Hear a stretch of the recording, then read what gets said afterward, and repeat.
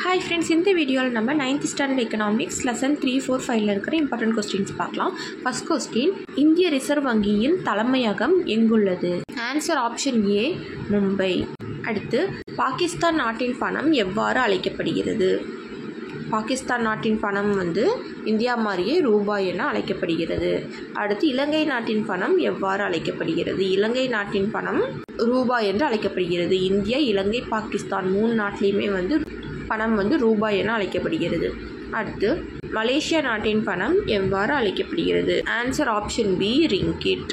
அடுத்து, கனடா நாட்டின் பணம் எவ்வாறு அழைக்கப்படுகிறது? Answer option C, dollar. அடுத்து, ஜப்பான் நாட்டின் பணம் எவ்வாறு அழைக்கப்படுகிறது? Answer option D, yen. Next question, 2014 to 2015 ஆண்டு காலகட்டத்தில் மொத்த உணவு தானிய உற்பத்தியில் நெல்லின் பங்கு எத்தனை சதவீதம்னு கேட்டிருக்காங்க. Answer option A, 62%. Next question, 2014 to 2015 ஆண்டு காலகட்டத்தில் மொத்த உணவு தானிய உற்பத்தியில் மக்காச்சோளத்தின் பங்கு எத்தனை சதவீதம்? Answer option B, 20%.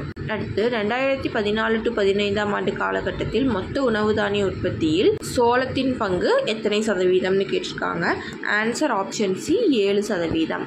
அடுத்து, 2014 to 2015 ஆண்டு காலகட்டத்தில் மொத்த உணவு தானிய உற்பத்தியில் கேழ்வரகு பங்களிப்பு எத்தனை சதவீதம்? Answer option D, 3%. அடுத்து, இந்தியாவில் வங்கிகள் எப்போது நாட்டுடைமையாக்கப்பட்டது?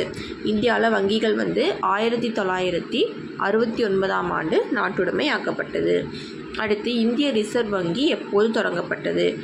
ஆன்சர் ஆப்ஷன் பி, 1935 ஆண்டு.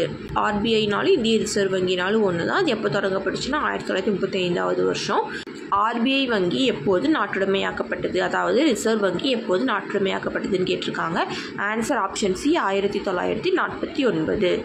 ஆர்பிஐ வங்கி தொடங்கப்பட்ட ஆண்டு எதுனா 1935. அது நாட்டுடைமையாக்கப்பட்ட ஆண்டு எதுனா 1949. அடுத்து, 2015 ஆண்டுப்படி தமிழ்நாட்டில் இருந்து வெளிநாட்டிற்கு குடியேறுபவர்கள் தேர்வு செய்யும் நாடுகளில் முன்னிலை வகிப்பது எது? Answer option A, Singapore. இப்போ தமிழ்நாட்டிலேருந்து வெளிநாட்டுக்கு இடம்பெயர்ந்து போகிறவங்களில் அதிகமாக எந்த நாட்டுக்கு தமிழ்நாட்டிலேருந்து மக்கள் போகிறாங்கன்னா சிங்கப்பூருக்கு. அடுத்து, 2015 ஆண்டின்படி தமிழ்நாட்டில் இருந்து வெளிநாட்டிற்கு குடியேறுபவர்கள் தேர்வு செய்யும் நாடுகளில் 2ஆம் இடம் வகிப்பது எது? ஆன்சர் ஆப்ஷன் பி, ஐக்கிய அரபு எமிரேட்ஸ். முதலிடம் வகிப்பது சிங்கப்பூர், 2ஆம் இடம் வகிப்பது ஐக்கிய அரபு எமிரேட்ஸ். தமிழ்நாட்டில் இருந்து போகிறது. அடுத்து, 2015 ஆண்டின்படி தமிழ்நாட்டிலிருந்து வெளிநாட்டிற்கு குடியேறுபவர்கள் தேர்வு செய்யும் நாடுகளில் 3ஆம் இடம் வகிப்பது எது? Answer option C, Saudi Arabia. அடுத்து, 2015 ஆண்டு மக்கள் தொகை கணக்கெடுப்பின்படி தமிழ்நாட்டின் இடம்பெயர்வு சதவீதம் எத்தனை சதவீதம்னு கேட்டிருக்காங்க. Answer option A, 43%. ஆனால் ஞாபகம் வச்சுக்கோங்க, இது இந்தியா கிடையாது, தமிழ்நாட்டிலேருந்து மட்டும் எத்தனை சதவீதம் பேர் இடம்பெயர்றாங்கன்னா 43% இடம்பெயர்றாங்க. இது 2011 மக்கள் தொகை கணக்கெடுப்பின்படி. எக்ஸாமில் 2011 மக்கள் தொகை கணக்கெடுப்புலேருந்து கொஸ்டின் வரைக்கும் நிறைய சான்ஸ் இருக்குது. ஸோ சென்சஸ் பற்றி நிறைய படிச்சுக்கோங்க. 2011 ஆண்டு கணக்கெடுப்பின்படி தமிழகத்தில் இருந்து எத்தனை சதவீதம் ஆண்கள் இடம்பெயர்ந்தவர்களாக உள்ளனர்? எத்தனை சதவீதம்னா 52%. அடுத்து, 2011 மக்கள் தொகை கணக்கெடுப்பின்படி தமிழகத்தில் எத்தனை சதவீதம் பெண்கள் இடம்பெயர்ந்தவர்களாக உள்ளனர்? Answer option C, 35%. இப்போ மொத்தமாக தமிழ்நாட்டிலேருந்து எத்தனை பேர் இடம்பெயர்ந்திருக்காங்கன்னா 43%.